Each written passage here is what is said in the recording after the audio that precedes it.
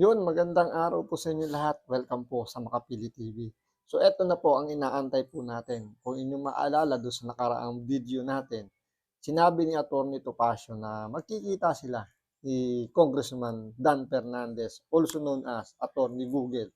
Diba, sabi kasi ni Dan Fernandez nung huling araw ng yung huling beses sila nagpa-contempt ng isang pulis, si Colonel Grijaldo, na ito payback time daw dahil sa alam naman natin yung nakaraang hearing inakusahan itong si Dan Fernandez na kumbaga kino-coerce daw nila yung kanilang resource person.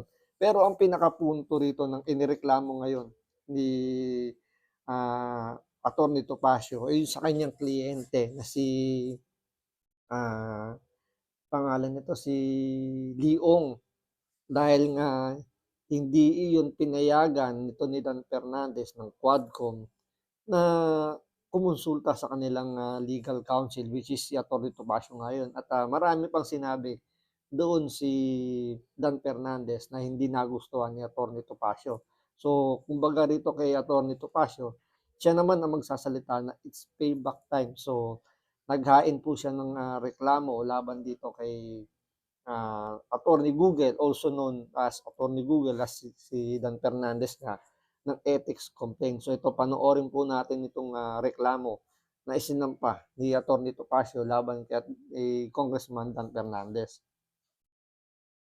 This is a verified complaint. A copy is right now on its way to the House of Representatives.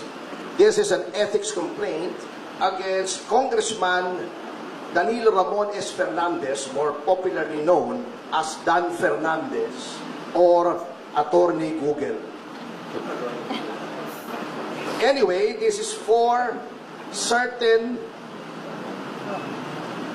conduct unbecoming of a member of parliament, unparliamentary conduct, which were committed during the hearings of the Quadcom.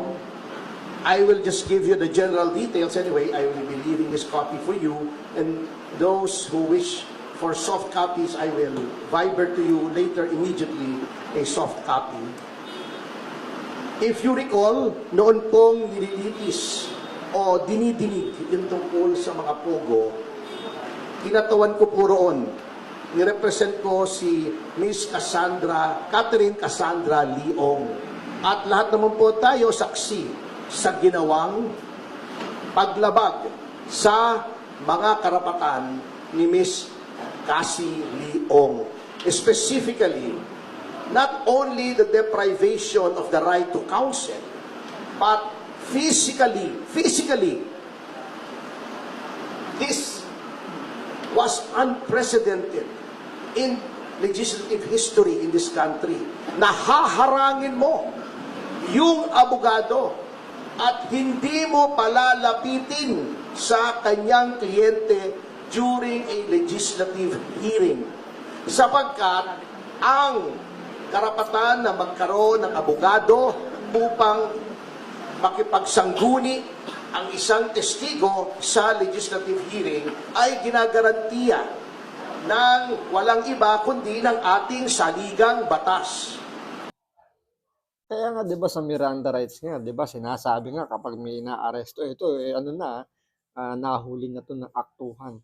You have a right to remain silent. Anything you say can be used against you, 'di ba? Tapos if you have law, kung wala kang abogado, bibigyan ka ng gobyerno ng abogado para ipagtanggol yung sarili mo.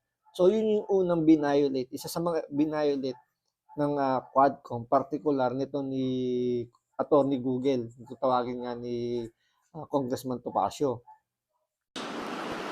Number 2, pagwawarning sa abogado na huwag bigyan ng payo ang kanyang kliyente. Saang planeta po acceptable ang ganoong behavior? Nasasabihin mo, Atty. Topacio, do not approach your clients, otherwise you will be cited in contempt. How is that even possible? Number 3, yung Siyempre, sa Quadcom lang pwede yun. Kasi doon matatapang sila at feeling nga nung mga chairman doon, eh sila yung mga Panginoon at hindi sila pwedeng mapahiya. Hindi sila pwedeng hindi sila pwedeng batikusin. At sigurado masasight in contempt ka. So dito medyo disappoint lang tayo dito kay Attorney Topacio nung time na yun kasi nga hindi niya na-invoke yung kanilang karapatan na tungkol dun sa legal counsel. So kumbaga nagtimpi siguro si Attorney Topacio kaya medyo hindi niya ginamit yung kanyang kaalaman pagdating dun sa pagpabawal nga sa legal counsel kay Cassandra Diong. Yung hindi po pagbigay ng right to remain silent and the right against self-incrimination sa isang testigo. At si Congressman Fernandez, bagamat hindi abogado, hindi ko naman sinasabing kapag hindi ka abogado ay hindi mo na alam ang batas. Ngunit, sinasabi na nga po sa kanila, or dapat, a person who is in the legislature should be charged with knowledge of the law. Because, number one, they are lawmakers. Paano kang gagawa ng batas kung ikaw ay walang alam sa batas? Pwede naman pong basahin ang mga desisyon. Tama naman, to an extent, si Congressman Fernandez, pwede kang mag-google. At mag-google mo yung mga kaso. At kung meron kang hindi naintindihan sa kaso, meron ka namang legal staff siguro. O itanong mo sa kapwa mo, congressman na abogado, ano bang ibig sabihin nito? At pinoint out na nga po sa kanila na sa napakaraming kaso, the right to remain silent and the right against self-incrimination may be invoked not only in criminal proceedings, but in all proceedings. Civil, administrative, legislative. At pinakita na nga po sa kanila ang batas. Pinoint out na nga po sa kanila yung batas. Kasi nga sila na rin ang umaaktong husgado. Sila na yung nagsasabi kung guilty or not guilty. Sila ang magsasabi. At sila na nag-interpret kung ano bang ibig sabihin dun sa batas. Siyempre, kung ano yung pagkakaintindi na Attorney Google sa pagkaka-Google niya dun sa batas na yon, yun na yung kanyang i-absorb, yun na yung kanyang paninindigan. Kaya nga, wala rito yung mga sinabi ng korte. Sa kanila, sila yung korte at sila yung tama at ang mga resource person nila yung mali. Bakit ayaw pa nilang sundin?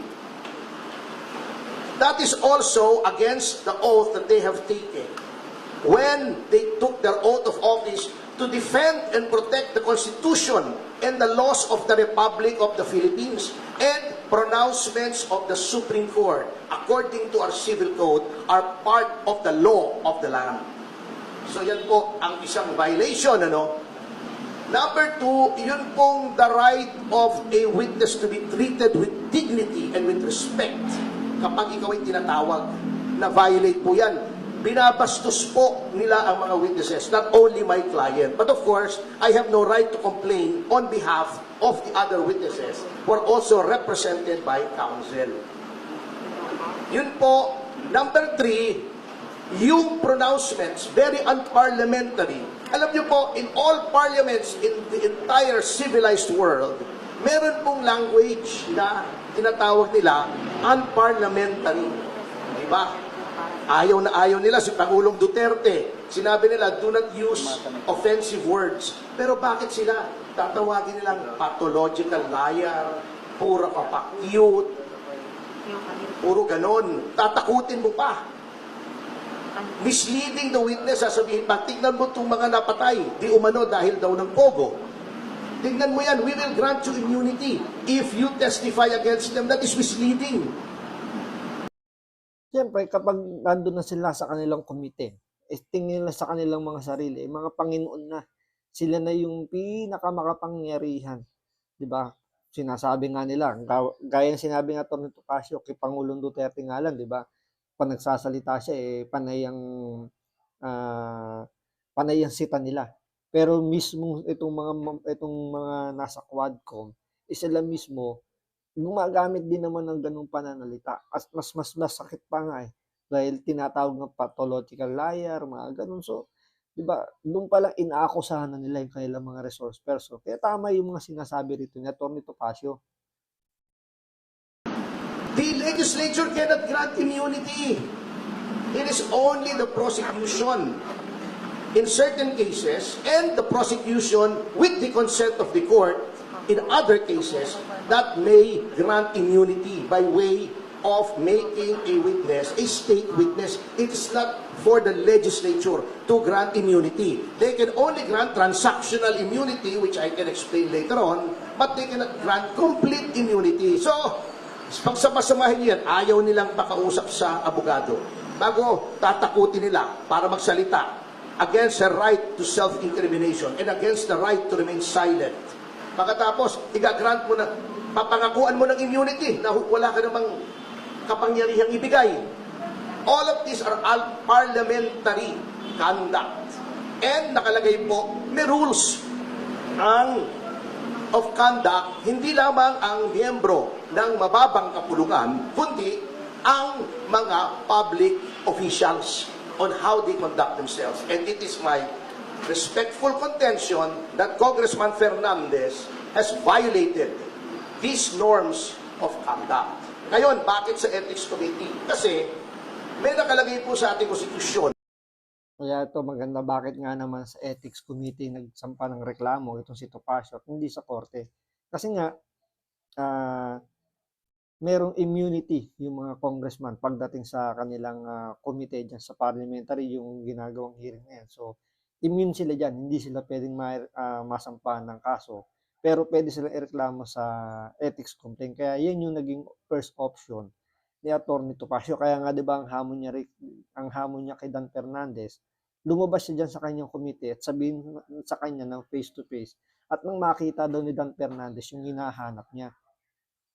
Konstitusyon na yung mga ginagawa po ng isang miyembro ng lehislatura, they can only be made liable therefore in no other place than the legislature. That's why may committee on ethics.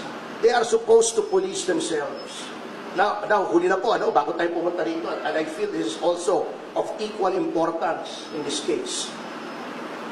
Sasabihin nila, walang mangyayari dyan sa complaint mo kasi sila din yan eh.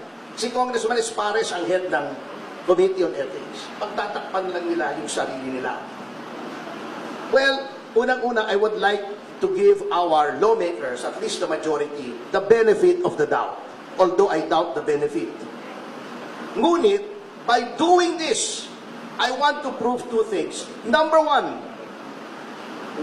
should not sit idly by while the rights of persons are being trampled upon by the legislature. Dapat may magreklamo rito. Otherwise, gagawin nila palagi yan sa lahat ng witnesses. Notwithstanding the caveat of the Supreme Court in Ong versus Senate Blue Ribbon Committee, which by the way, I argued before the Supreme Court, which says that all witnesses must be given due process. Bina-violate na po nila yan. Number two, so, yun po, yung talagang pinaka-reklamo ni, kumbaga yung naging desisyon kung bakit sa ethics dahil nga, kumbaga binibigyan pa rin niya ng benefits of the doubt kahit na medyo may doubt na siya doon sa benefits na ibibigay sa kanya. Pero ang kinakapitan niya rito, yung ruling ng Supreme Court na ibinigay doon sa sinabi niya tungkol sa doon kay Ong, isa nga doon yung kumbaga dapat bigyan ng yung nararapat na karapatan yung kailang mga resource person. So yun yung pinakabuod nitong reklamo ni Atty. Topacio. Kantayin natin kung ito yung uusad at kung mabibigyan ba ng hustisya yung hinihingi ng kliyente nito ni Atty. Topacio. So maraming salamat sa panonood. Ingat po kayo lagi. God bless.